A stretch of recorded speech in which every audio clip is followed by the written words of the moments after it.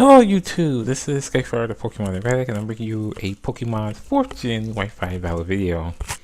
I am playing Soul Silver in this one, and the battle is against Chris from the Pokemon Wi-Fi room. This was a team of all Ubers, and once again, I always seem to deal with Darkrai. You know, me and Darkrai are like going to have it out one day. Never mind. I don't want to get put to sleep. I'll probably do it somewhere around 3 a.m. Speaking of Darkrai, that's what he brings out. And I actually bring out my Rosso. I mean, why didn't I predict that Darkrai was going to be coming out when it comes down to Ubers? I don't know, but I won't really worry about it. I mean, this is actually the first time of like, what, 8 tries? Maybe 7? That Darkrai actually puts me to sleep. And of course, you got the usual stuff. You got Nightmare, you got Dream Eater, and that's usually what happens to me.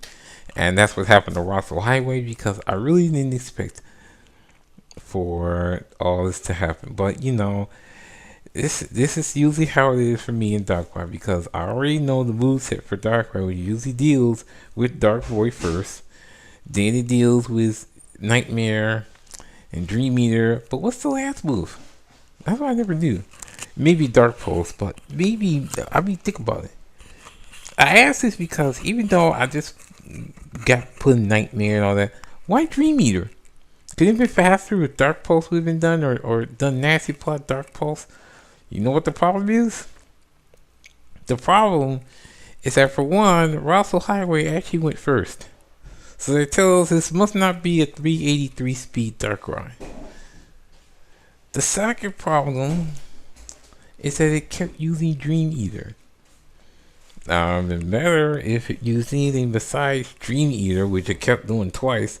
Wouldn't Dark Pulse would have taken out Rosso Highway a long time ago? Well, unfortunately, it would have, but as you know, I live 2 Dream Eaters because I'm a good old wall psychic. But then wall psychics can't do much against a Darkrai anyway. Now, if I was playing Darkrai, I would have did Nasty Plot Dark Pulse is a different story anyway, but the reason why I say this is because of this. Now that Rosso Highway is gone, I bring in Telegraph as my Mewtwo, and I'm going to use a Aura Spear. Now, what would be funny is if there was a 1-hit KO on it, but as usual, it never happens. Now, the Dark Void is going to come up again, and you know it's going to say, yeah, I'm going to be put back to sleep, and here comes Nightmare and Dream Eater and stuff like that. But that doesn't happen this time. You know why? Because this time I was a little predicting another Dark Void, so that's why I put Lum Berry on Mewtwo. So with that, I go for another Aura Spear to take down the big sleeping threat that is Darkrai. Now, so I know that Darkrai is gone. So here comes Mewtwo. Now I've noticed something. They're all in Cherish Ball, so that already told me they've been Pokestyle or Pokegen, because I would never ever think about using a Cherish Ball. A Cherish Ball, come on, really? Now, even funnier, it goes for Charge. Now, I'm not really sure if Mewtwo learns Charge, because I only thought that Charge was used for stab electric types, but then I don't know. Even funnier, it goes for Zap Cannon. Now I know this was a hack job, because there would be no way, I mean no way, that Mewtwo learns Zap Cannon officially. So that's one thing that really gets to me, is that people in these hack jobs, Charge and Zap Cannon. So that's one of the things that I have when it comes down to playing Pokemon.